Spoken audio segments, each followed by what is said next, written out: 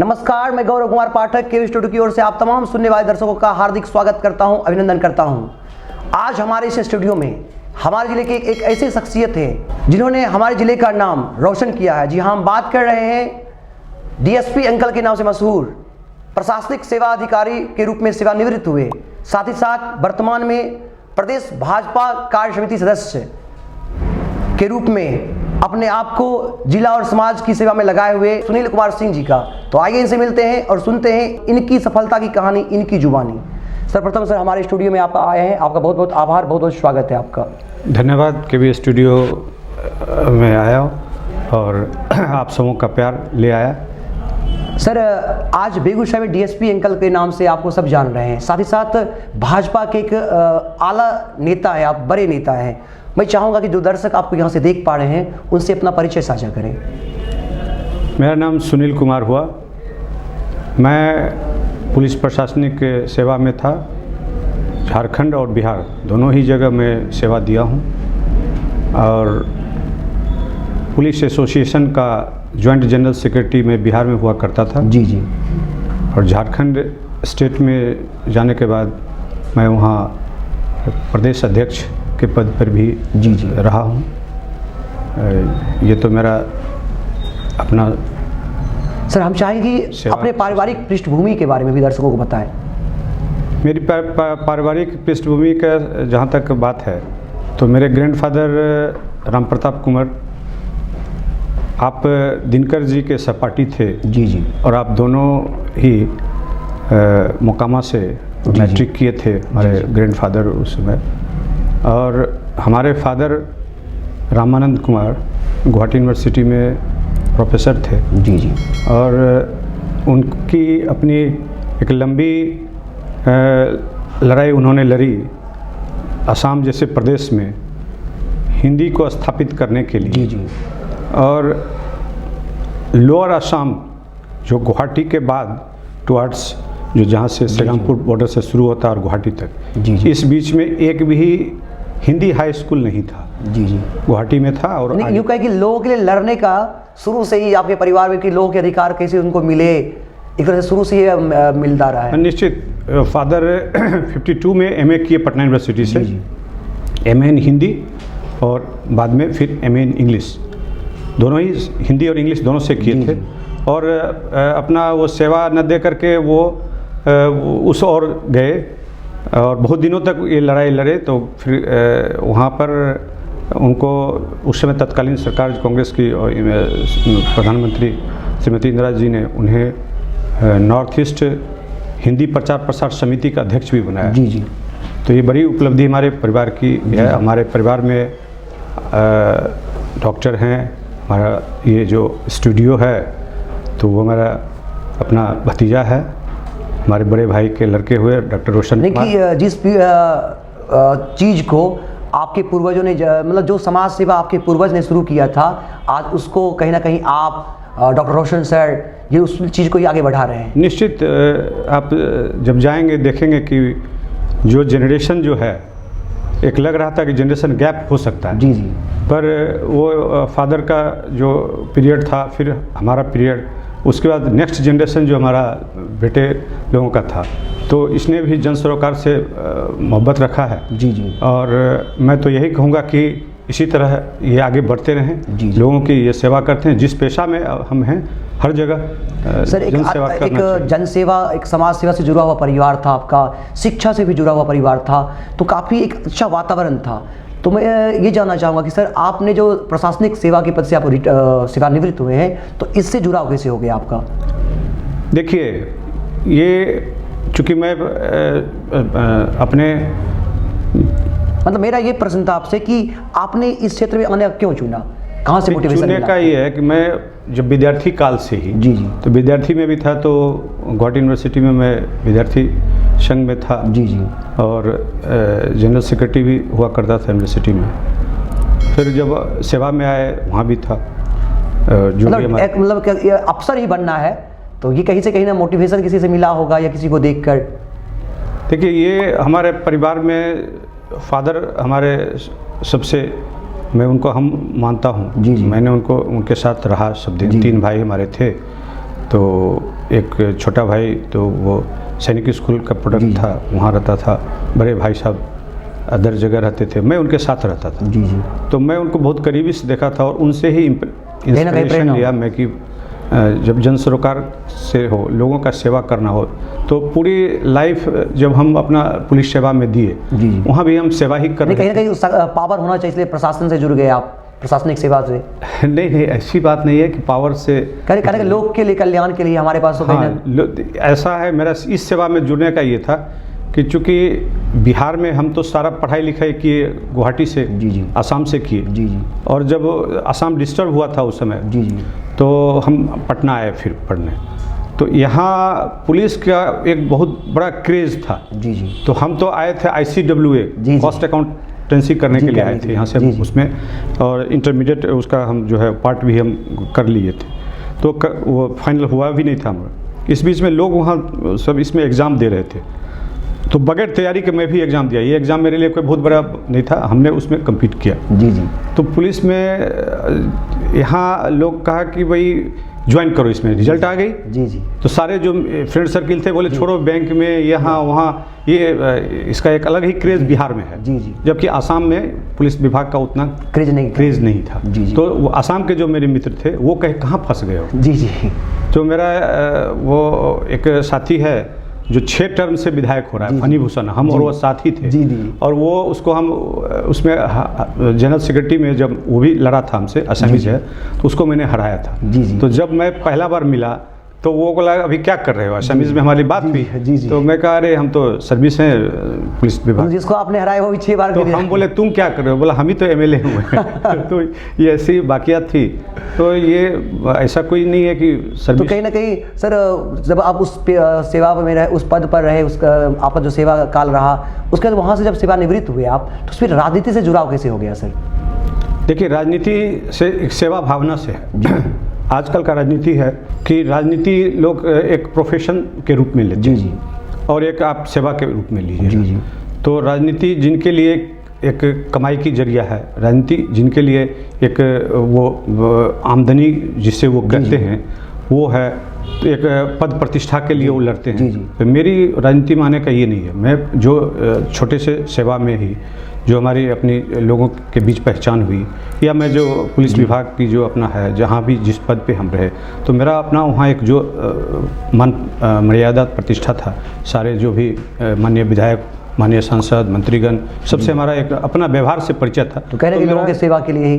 तो मेरा उसमें कहीं ऐसा नहीं था कि इस राजनीति माने से मुझे ये है कि मुझे मर्यादा मिले, प्रतिष्ठा मिले। तो पहले से आपको तो ये था मेरा सिर्फ इसमें आने का एक ही वजह है कि मैं वो लोगों को सेवा कर सकूं। और चूंकि मैं देखा हूं, लंबे प्रशासनिक रूप में रहा हूं, मैं जानता हूं कि ब्लॉक लेवल पे, थाना लेवल पर क्या क्या कठिनाई होता है। जो योजनाएं सरकार द्वारा आती है, कहाँ योजना चला जाता है, क्यों नहीं मिल पाता, मैं बहुत करीब से देखा हूँ। मैं कई दर्जनों BDO, SDO, इवन आप कहेंगे DM, उनका केस FIR किया है उन पर, मतलब वो देखा हूँ। मैं जेल भेजने का भी बहुत सारे पुलिस पदाधिकारी को भी दिया हूँ। योजना के जो इंजीनियर्स हैं उनको भी मैं देखा हूँ कि क्या जो लोग सरकार के द्वारा योजना को लोग कितना बंदरबांट कर देते हैं। तो कहीं ना कहीं लोगों को रोजगार, लोगों को उन योजनाओं का लाभ मिले, कैसे मिले, इन चीज़ों को एक तरह से आपने जोड़ने के लिए आपने राजनीति को चुना, और बहुत अच्छा लगा सर। यहाँ पर सर, भाजपा को ही आपने अपनी पार्टी क्यों चुनी? हाँ, देखिए, ये है भाजपा को इसलिए हमने चुना कि पार्टी तो बहुत सारे हैं। बहुत सारी पार्टी हैं। और शुरुआती मैं कांग्रेस में था, जब मैं यूथ में लीडर था। अच्छा, छात्र राजनीति में मैं कांग्रेस में था, और मुख्य राजनीति में भाजपा से जुड़ा। तो छात्र राजनीति में था उस समय का कांग्रेस, और अब का कांग्रेस में बहुत गिरावट आई, भ्रष्टाचार बहुत सारा हुआ। तो इसलिए हमने देखा कि भाजपा एक अनुशासित पार्टी है। और जितने भी पार्टी हैं वंशवाद से जुड़े हुए हैं, लोगों का अपना पारिवारिक पार्टी है। आज एक मुखिया भी होता है तो बाद में वो चाहता है कि मेरा ही बेटा मुखिया हो। कोई विधायक होता है तो चाहता है कि मेरा ही मैं ही विधायक रहूं, मेरा घर का ही लोग विधायक बने। तो ये चीज़ भाजपा का कल्चर नहीं है। और सबसे बड़ी बात है, मेरा इंस्पिरेशन वहीं से मिला कि अनुशासित है, अनुशासन है इसमें। और उसी रूप में हमने इस भारतीय जनता पार्टी को चुना, चूँकि मैं अनुशासित विभाग से आया था। जी जी। तो जब मैं अपने को उस विभाग से देखता हूँ तो मुझे लगता है कि मैं सही जगह पे सही पार्टी को चयन किया। जी जी, बहुत बहुत धन्यवाद सर आपका। सर, बिहार विधानसभा के चुनावी परिणाम हमारे सामने हैं। बेगूसराय के 7 विधानसभा सीट में से जदयू और भाजपा का जो अलायंस हुआ उसमें से 4 सीट जदयू को मिला था, और आप जिस विधानसभा से आते हैं वो जदयू को गया, और वहाँ से भाजपा और जदयू का गठबंधन वहाँ से हार गया। इसका क्या कारण रहा सर? देखिए, अब तो चुनाव समाप्त हो चुका है, रिजल्ट भी आ गया है।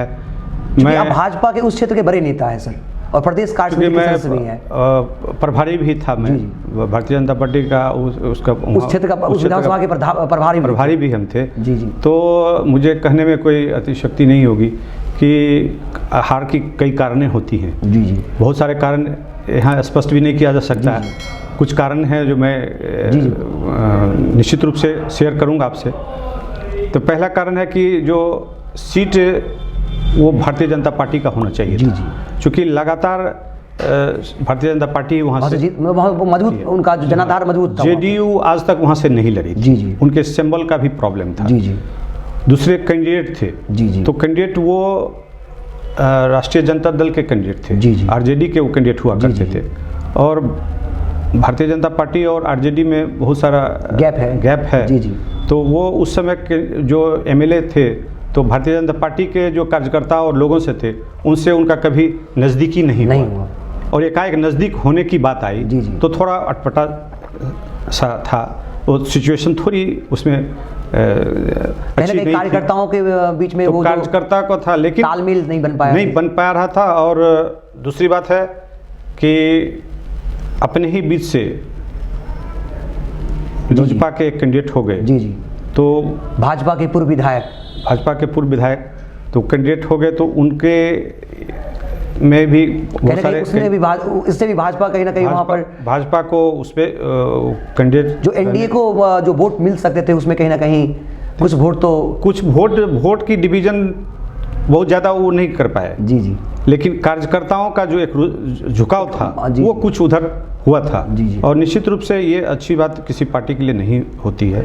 हम एनडीए के हैं, गठबंधन धर्म का पालन करते हुए, और 80% जो हमारे कार्यकर्ता थे निश्चित रूप से वो एनडीए में वहाँ मेहनत किए। लेकिन जो कारण स्पष्ट है कि जो सीट नहीं मिल पाना, कैंडिडेट का चयन ठीक ना होना, ये हार का कारण था। और निगेटिव वोट ही कम्युनिस्ट पार्टी को वहाँ जो विजयी हुए वो उनको गया, न कि केवल कम्युनिस्ट पार्टी का वहाँ कोई आधार आ गया, ऐसी बात नहीं है। आज फिर यदि चुनाव होगा तो एनडीए वहाँ से जीतेगी। सर, बहुत बहुत शुभकामनाएं, बहुत बहुत धन्यवाद आपका। सर, किसान आंदोलन के नाम पे आज जो प्रदर्शन हो रहा है और लगातार ये प्रदर्शन जारी है, कहीं ना कहीं एक अलग सा माहौल बना हुआ है देश में, इस पर आप क्या कहना चाहेंगे? देखिए, ये दिग्भ्रमित करने का विपक्षियों का ये है। सारे चीज़ ओपन है। जब तीनों कानून बन गए, एक्ट बन गया, ये पार्लियामेंट से बना, उस समय कहाँ थे विपक्षीगण? पार्लियामेंट राज्यसभा से लोकसभा दोनों जगह से पारित हुआ, राष्ट्रपति महोदय के यहाँ गया। तो जो उस समय बिल में चर्चा होनी और था, आपको यदि कठिनाई था तो उसमें और चर्चा करते, तो वो नहीं करके और आप आज विपक्ष के रूप में आप रोड पे आ रहे हैं, किसानों को भड़का रहे हैं। आज भी सरकार कई राउंड की वार्ता कर चुकी है कि आपको यदि कुछ इसमें कहना है तो आप कहो, तो ये बिल समाप्त करके मैं कहूँगा। ये चीज़ नहीं है। आप समझ सकते हैं कि जो क्यों किसान सिर्फ दिल्ली और आसपास पंजाब के वहीं हरियाणा पंजाब वहीं के क्यों किसान हैं? क्यों नहीं बिहार में जन आंदोलन हो रहा है? क्यों नहीं यूपी में हो रहा है, आसाम में हो रहा है, केरला में हो रहा है? ये तो पूरे देश में किसान हैं। लेकिन ऐसा नहीं है, प्रायोजित चीज़ है जिसमें विपक्षियों का रोल है। और वो दिग्भ्रमित इस रूप में कर रहे हैं कि जैसे अब कह रहे हैं कि मंडी प्रथा खत्म हो जाएगा, तो सरकार कह रही है मंडी तो रहेगा ही। वो कह रहे हैं कि एमआरपी सरकार ख़त्म कर देगी। सरकार गारंटी दे रखी है कि एमआरपी हम हमेशा उसमें ये रखेंगे। उनका कहना है कि वो फार्मिंग जो होगा तो कॉन्ट्रैक्ट फार्मिंग में चला जाएगा, ज़मीन आपका चला जाएगा। तो कॉन्ट्रैक्ट फार्मिंग का मतलब ही वो दूसरे रूप में परिभाषित कर रहे हैं। कॉन्ट्रैक्ट फार्मिंग में है कि मैं आपसे यदि 5 साल के लिए 2 साल के लिए यदि आपका ज़मीन ले रहा हूँ, तो फसल मैं अपने अनुसार जी जी उगाऊंगा, और आपको जो अभी कांटेक्ट करना है उस समय है। उदाहरण के लिए मैं छोटा सा दूंगा कि जैसे हम लोग का बगीचा आम का होता है, लीची का बगीचा होता है, तो जो लेने वाले आते हैं पहले ही वो मंजर देख के ही वो ले लेते हैं। जी जी अब उसमें हो ना हो वो घाटा लाभ सब उनका रहता है। तो इसमें ज़मीन लेने का कहाँ, इतना तो बरसों से कॉन्ट्रैक्ट फार्मिंग चल ही रहा है, बगीचों का फार्मिंग चल रहा है। किसका बगीचा लूटा गया, किसका बगीचा उसे दखल किया गया, ये छोटी छोटी बात है जिसको कि वो कह रहे हैं कि नहीं ज़मीन ही लेकर के बड़े बड़े ये चले जाएंगे। ऐसा कुछ हुआ है कि यहाँ तो एक बित्ता के लिए मर्डर तक लोग कर लेते हैं, भाई भाई को मार देते हैं, पिता पुत्र में झंझट होता है ज़मीन के लिए। तो क्या वो कॉरपोरेट आएंगे तो ज़मीन लेकर चले जाएंगे तो छोड़ देगा लोग? ऐसा नहीं है। ये सिर्फ एकदम ही बरगलाने का काम है। और बुलंदी से मैं कह सकता हूं कि यह गरीबों के किसान जो हैं, मध्यम वर्गीय किसान हैं, सीमांत किसान हैं, उनके लिए ही ये है कि अब ओपन मार्केट है। ग्लोबलाइजेशन का पूरा दौर चल रहा है पूरे विश्व में, तो आप समझ सकते हैं कि अब हम अपने उत्पाद को सिर्फ हम बेगूसराय तक सीमित रखें, ऐसा है? अभी आप देख रहे हैं कि 100 गाड़ी रेल का जो है सो चला है सिर्फ माल के लिए, जो उत्पाद होता है, गेहूं है, फसल है और भी सारी चीज़ फल फूल हैं, उनके लिए चला है। हम विदेश भेज सकते हैं, हम दूसरी जगह अपने राज्य दूसरे राज्यों में भेज सकते हैं। ओपन मार्केट हुआ। आप यदि हमको MRP हमारा 19 रुपये है और कोई 22 रुपये देने का तो हम उसको देंगे कि नहीं देंगे? तो सरकार तो करे 19 रुपये, तो आपका गारंटी है यदि गेहूं का समर्थन मूल्य यदि 19 रुपये, मिनिमम समर्थन मूल्य तो वो दिया हुआ है, तो जो अधिक मिलेगा तो वहाँ वो बेचेंगे। तो ओपन मार्केट हुआ, इसमें क्या खराबी है? तो उससे लाभ ही हो रहा है, किसान लाभ हो रहा है। इसलिए ऐसा इस चीज़ को है, ये किसानों को जो जहाँ किसान को समझाया जा रहा है, जान रहे हैं वो किसान ये कहाँ जन आंदोलन। सर, जो बिहार में जो भी चुनाव परिणाम आए, भाजपा सबसे बड़ी पार्टी थी, लेकिन उसके बावजूद भी मुख्यमंत्री के रूप में भाजपा कैंडिडेट नहीं, जदयू के नीतीश कुमार भाजपा ये अलायंस के मुख्यमंत्री हैं। तो आपको नहीं लगता कि भाजपा से भी मुख्यमंत्री होने चाहिए? कई बार इसके मांग उठ चुके हैं। ये मेरा गठबंधन धर्म ये नहीं कभी कहता है। कभी भी आप देखे होंगे कि हम जब ये किसी चीज़ को घोषित कर देते हैं, और जब हमारे माननीय प्रधानमंत्री जी, माननीय हमारे प्रदेश हमारे राष्ट्रीय अध्यक्ष हमारे या गृह मंत्री जी, ये सारे लोगों ने पहले से ही घोषित कर रखा था। तो जब वो सीट कम आवे, एक मेरा गठबंधन है, तो गठबंधन में आगे पीछे तो होते ही रहता है। और ये पहले नहीं, मुझे पहले भी बहुत सारा इसमें सीट मिला हुआ था, हमने उसमें भी नीतीश जी को मुख्यमंत्री बनाने का काम किया था। तो जब घोषित हो गया तो रिजल्ट तो किसी कारणवश कम सीटों का आंकड़ा चलता है, लेकिन ये गठबंधन का नहीं है कि भाई हम आगे कह दिए पीछे कुछ करें, ये अच्छी परंपरा नहीं है। बेगूसराय से चारों विधानसभा जो जदयू को मिले, वो चारों हार गए। और पूरे बिहार को भी देखा जाए तो जदयू को कहीं ना कहीं ज़्यादा, जदयू को कहीं ना कहीं लाभ नहीं दिखा जदयू को, यानी कहीं नुकसान ही जदयू को हुआ। तो कहीं ना कहीं आपको नहीं लगता कि जनता का नीतीश कुमार से जदयू से मोह भंग हुआ है? नहीं, ये कहना गलत है। आप जब देखेंगे अभी भी जितने परसेंटेज हमें वोट मिला है, और जदयू को भी जो वोट मिला है, और जो हमारा माननीय मुख्यमंत्री जी का जहाँ पैठ है, जिस रूप में गरीबों के बीच में विकास किए हैं उन्होंने, एक है कि एंटी इनकम्बेंसी होता है। कहाँ एंटी इनकम्बेंसी हुई? 15 साल के बाद हर जगह एंटी इनकम्बेंसी फैक्टर बड़ा माने रखता है। हाँ। लेकिन यहाँ जो विकास उनके द्वारा घर घर तक विकास हुआ है, केंद्र के द्वारा माननीय मोदी जी, जो हमारे प्रधानमंत्री यशस्वी प्रधानमंत्री मोदी जी द्वारा, और हमारे मुख्यमंत्री नीतीश जी द्वारा, तो ये दोनों मिल करके विकास की जो आगे गाड़ी बढ़ाए हैं। हर जगह ऐसा कोई परिवार नहीं है जहाँ विकास की किरण न गया हो, तो उसका ही लाभ मिला है। आप महिलाओं में जाएं, आप कई जगह, हमने तो बछवाड़ा में भी देखा कि वो एक पति पत्नी में, मतलब वो इस वोट देने के लिए हुआ, कोई पति कहा कि नहीं तुम अमुक पार्टी में वोट दो, तो उसने कहा कि नहीं हम भाजपा में ही देंगे, कहीं कोई कहा कि नीतीश में ही हम देंगे। जी। तो ये चूँकि योजना को उन्होंने देखा करीब से, चाहे उज्ज्वला योजना से संबंधित हो, महिलाओं को लाभ मिला हो, आप पहले भी देखे कि बालिकाओं का साइकिल का हो, और ये सारे चीज़ जो है, इससे ऐसा नहीं है कि नीतीश जी का ग्राफ गिरा हो। ये राजनीति में हार जीत होते रहता है, बड़े बड़े नेता हारते हैं, बड़े बड़े ये होते हैं, लेकिन ग्राफ नहीं गिरा। ग्राफ यदि गिरता तो आज फिर मुख्यमंत्री नहीं बनते। जी, बहुत बहुत धन्यवाद सर। सर, आप प्रशासनिक सेवा से जुड़े रहे और कहीं ना कहीं आपने संघर्ष किया, तो जो युवा आजकल अपने मंजिल की तलाश में अपने करियर को लेकर लगातार परिश्रम कर रहे होते, जो यहाँ से आपको देख पा रहे हैं या सुन पा रहे हैं, मैं चाहूँगा उनको प्रेरित करते हुए उनको सफलता के मूल मंत्र समझाएं।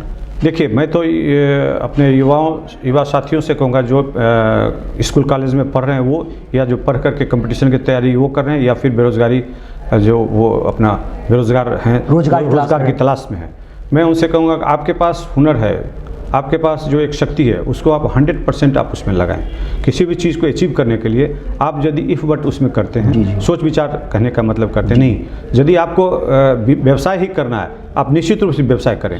आपको यदि सेवा सर्विस पसंद है, आप सेवा में ही जाएं, तो आप वहाँ अपना पूरा 100% लगाएं। आप खेल कूद में जा रहे हैं, हर जगह वो रोज़गार है, हर जगह है। और आप यदि ये चीज़ केवल मान के चलेंगे कि मुझे सरकारी नौकरी चाहिए, तो फिर आपके लिए कठिनाई होगी उन रोजगारों, उन युवाओं के लिए। स्किल डेवलप कीजिए, स्किल डेवलप होइए, हर जगह आपको है। आप एक अच्छे उद्यमी बनिए, तो नीचे से ही आप बढ़िएगा। और सरकार ने इसको पूरा खोल के रखा है, लोग उसको यूज़ नहीं कर रहे हैं। आज इतना पैसा बैंक से आपको लोन लेना है, व्यवसाय करना है, तो लोग ले नहीं पाते हैं। उनका एक ही उद्देश्य रहता है कि मैं किसी तरह हमको सरकारी नौकरी मिल जाए। आप कॉरपोरेट में आज हमारे लाखों लाख हमारे बच्चे वहाँ कर रहे हैं, वहाँ मेहनत करते हैं और बिहार का नाम रोशन करते हैं। एक से एक हमारे जो IITian हैं, एक से एक हमारे डॉक्टर्स हैं, सारे सब UPSC में लोग जाते हैं। उसके अलावा भी तो छोटे है, अलग विधाओं में भी है, अलग जगह है। खेलकूद का भी बहुत बड़ा प्लेटफॉर्म है, तो खेलकूद का भी होना चाहिए बड़ा। बहुत बहुत धन्यवाद सर। सर आप अपने भविष्य को लेकर जो आपकी राजनीति में जो आगे का क्या योजना है, चूँकि वहाँ सुनने में आया था कि वहाँ के लोग चाहते थे कि इस बार जो चुनाव परिणाम भले ही जो भी रहा हो, वहाँ के लोग ये चाहते थे कि आप वहाँ के प्रतिनिधि बने। देखिए, ये पार्टी जो दायित्व हम लोग को देती है, चूँकि मुझे जो जब आपकी लोकप्रियता और आपके परिवार की लोकप्रियता को देखकर ऐसा सुनने में आ रहा था चुनाव से पहले कि आप वहाँ के संभावित उम्मीदवार हो सकते हैं, तो मैं ये जानना चाहूँगा कि भविष्य की क्या योजना है सर आप? नहीं, हमारे जैसे बहुत सारे कार्यकर्ता हैं जिनको वो पद मिलना चाहिए, मैं ये नहीं कहूँगा। पार्टी हम अवसर अगर आपको मिले अगर आपको ये अवसर मिले, नहीं अवसर मिलेगा तो मैं तो यही कर रहा हूँ, पार्टी जो दायित्व हमको देगी तो मैं उससे भागूंगा नहीं। और यदि पार्टी दायित्व देगी, जो भी अभी हमें पार्टी के द्वारा दायित्व दिया गया है कि राम मंदिर जो निर्माण हो रहा है उसके निधि संग्रह के लिए, उसमें हमको दायित्व मिला हुआ है। हम जिले में भी हैं और हमको अपने तेघरा राम मंदिर निर्माण के लिए निधि संग्रह, तो मैं चाहूँगा इसको बारे में थोड़ा सा किस प्रकार जो जहाँ से जो दर्शक आपको देख पा रहे हैं, सुन पा रहे हैं, वो भी इससे जुड़ना चाहते होंगे या राम मंदिर निर्माण में सहयोग करना चाहेंगे, तो इसे कैसे वो करें? देखिए, राम मंदिर निर्माण ये वर्षों से हिंदू हमारा सनातन धर्म के जो लोग हैं उनके आस्था से जुड़ी हुई चीज़ है। और ये सपना संजो के रखे थे कि कब मंदिर निर्माण होगा, उसका मार्ग प्रशस्त हुआ। और ये हमारे यशस्वी प्रधानमंत्री जी मोदी जी का ये कृपा से, उनके आशीर्वाद से हम लोग को ये दिन देखने को मिला। और सारे बाधा विघ्न को दूर करते हुए न्यायिक प्रक्रिया से ये मंदिर निर्माण आज हो रहा है। और भव्य निर्माण मंदिर हो, उसके लिए राज्य सरकार भी वहाँ प्रयास करती है कि टूरिस्ट पैलेस हो, जो विश्व के जो भी लोग आएंगे इंडिया में यदि आएंगे तो एक अयोध्या उनको जाना वो पसंद करेंगे। और उस रूप में, और ये आस्था से जुड़ा हुआ इसलिए मैं कह रहा हूँ कि हर लोगों का इच्छा है, राम हमारे आराध्य देव हैं और हर लोग मैंने राम के शिष्य हैं, तो वहाँ सबकी सहभागिता होनी चाहिए।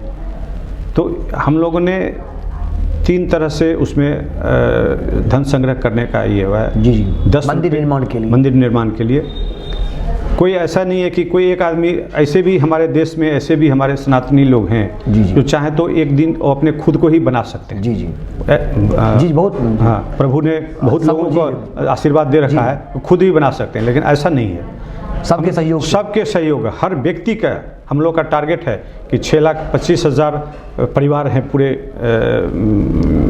ये गांव हैं, तो वहाँ पूरे देश में पूरे देश में गांव हैं। हाँ, और इतने गांव में हम लोग का टारगेट है कि कम से कम अचीव हम लोग करें।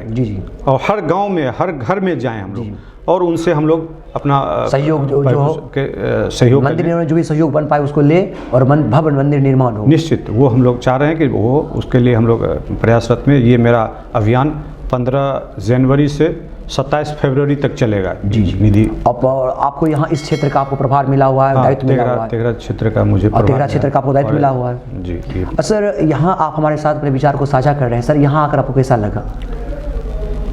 यहाँ तो ये तो मेरा घर है और मैं तो सबसे लेट पैसेंजर हूँ। सब लोगों को देखा हूँ, मैं देख रहा था, मुझे अच्छा लग रहा था और मैं आज आया तो अपने घर में अपना दे रहा हूँ। और मैं तो यही कहूँगा कि आप सब इसको और भी बढ़ाएं। जी, हम चाहे कुछ मार्गदर्शन आपका हमारे स्टूडियो को और बेहतर बनाने का क्या निश्चित मार्गदर्शन रूप हो से सकता है? आपने, मैं देख रहा हूँ कि आपने समाज के हर वैसे लोगों को, हर फील्ड से, हर लोगों को आपने यहाँ पे लाया है, और यही एक अच्छे स्टूडियो का कर्तव्य है।